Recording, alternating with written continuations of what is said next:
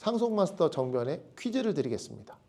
비상장법인의 주식평가를 함에 있어서 순손익가치 산정 시 법인세액을 공제하도록 되어 있는데요. 이때 이 법인세액을 산정함에 있어서 2월 결손금 공제 전의 소득을 기초로 법인세액을 산정하는 것이 맞으면 1번, 틀리면 2번입니다. 댓글창에 정답을 달아주시고요. 정답을 달아주신 분들께는 추첨을 통해서 스타벅스 쿠폰을 드리도록 하겠습니다.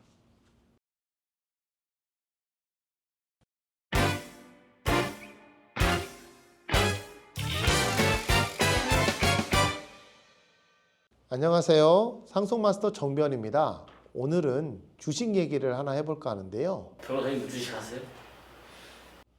저는 주식은 하지 않고요. 예전에 좀 아픔이 있어서 채권하고 금에만 조금 투자를 합니다. 제가 지금 아파요. 주식에 대한 분류가 여러 가지 있을 수 있지만 상장 주식과 비상장 주식으로 구분을 해볼 수가 있는데요. 이 비상장 주식의 평가 방법에 대해서는 상속세 및 증여세법에서 규정을 하고 있습니다.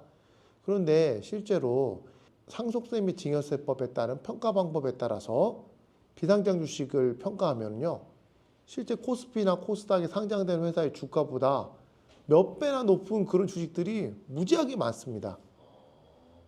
비상장 주식의 경우에는 자산 가치하고 순손익 가치를 2대 3로 가중 평균해 가지고 평가를 합니다.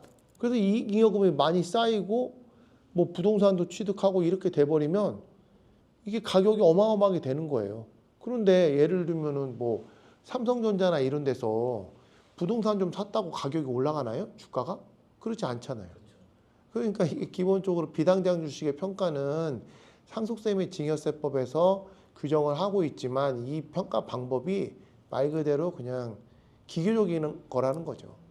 저는 개인적으로는 이 비상장 주식의 평가 방법이 잘못됐다고 생각을 하는데요. 근데 문제는 뭐 법으로 그렇게 규정을 해놓고 있으니까 뭐 어쩔 수 없는 현실이죠. 그런데 이게 왜 문제가 되느냐면요. 보통 비상장 회사의 경우에는 주주들이 가족들이나 특수관계인으로 이루어져 있습니다. 그러다 보니까 이런 비상장 주식은 대부분 양도나 증여 이런 행위가 이루어져도 가족들이나 특수관계인 간에 이루어집니다. 그런데 아까 설명드린 것처럼 이게 상당히 높게 산정이 된다고 했잖아요. 그러니까 실제 이게 가치가 높다 하더라도 매각이 되거나 이럴 수가 없는 재산임에도 불구하고 가격은 높게 산정이 돼 있으니까 세금이 너무 많이 나오는 거예요. 매각을 하거나 증여를 할 때도. 그러다 보니까 이 시가평가가 되게 중요한 문제가 되는데 이와 관련한 대법원 판결을 하나 소개시켜 드리려고 합니다. 사연으로 한번 들어가 보겠습니다. 원고들은 2013년 5월 8일 원고들의 부친에게 비상장법인인 주식회사 사이칸 홀딩스의 주식 16만 1000주를 한 주당 55만 7137원에 양도를 했습니다. 주당 55만 원이면 엄청난 가격이죠. 그렇잖아요. 삼성전자 요새 뭐 5만 8천 원 뭐 이런데 삼성전자보다 더 좋은 주식이에요. 가격만 보면. 그에 따라서 양도소득세를 신고 납부했어요. 근데 당시 원고들은 이 상속세 및 증여세법의 보충자 평가 방법에 따라서 이 주당 양도가액을 산정했는데 요때 이제 순손익액을 산정할 당시에 이 사업연도 소득에서 법인세를 차감을 하는데요. 이 법인세를 어떻게 산정했냐면 2월 결손금을 공제한 후에 소득을 가지고 법인세를 상정한 거예요.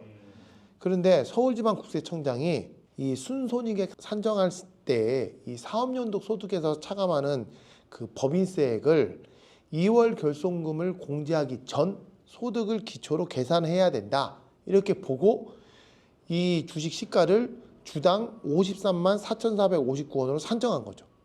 그러니까 주가가 떨어졌죠? 왜 떨어졌죠? 왜냐하면 2월 결손금을 공제를 하기 전에 소득으로 갔으니까 이 부분이 소득이 그만큼 많이 빠진 거죠. 그러니까는 이게 주가가 떨어진 겁니다. 주가가 떨어지면 마냥 좋은 게 아닙니다.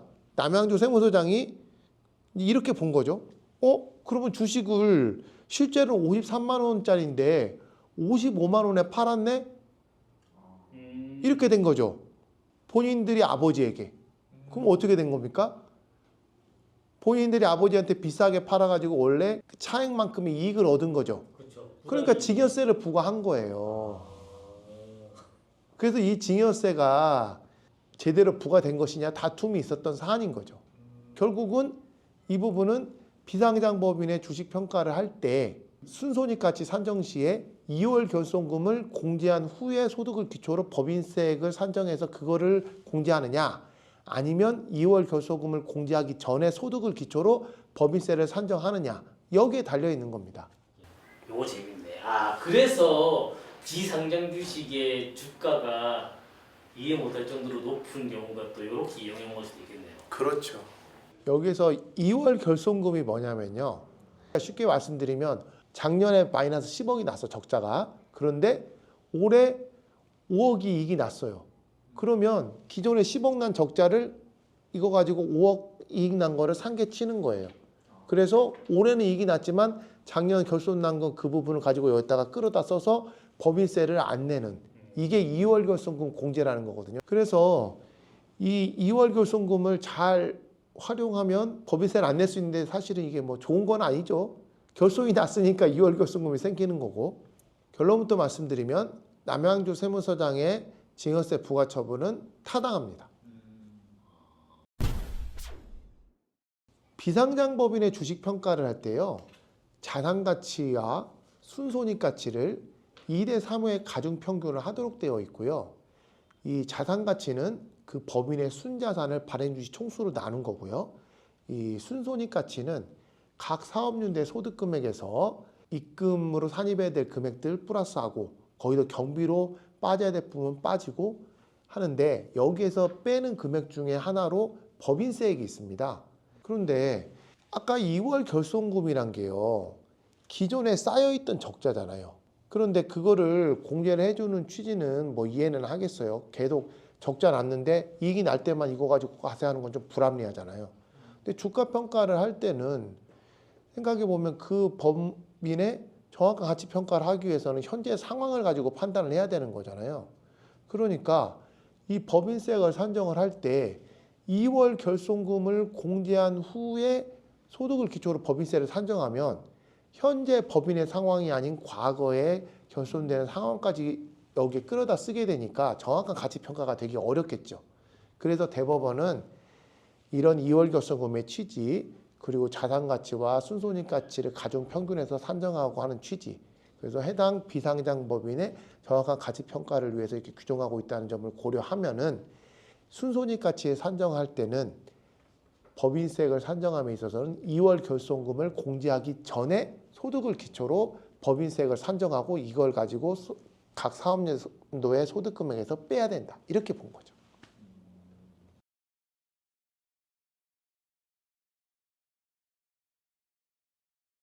오늘은 비상장 주식 평가 중 순손익가치에 있어서 법인세액을 공제하도록 되어 있는데, 그 법인세액을 산정함에 있어서 2월 결손금을 공제한 후에 소득을 기초로 산정할 것이냐, 2월 결손금 공제 전에 소득을 기초로 법인세를 산정할 것이냐에 관한 판례를 소개시켜 드렸는데요.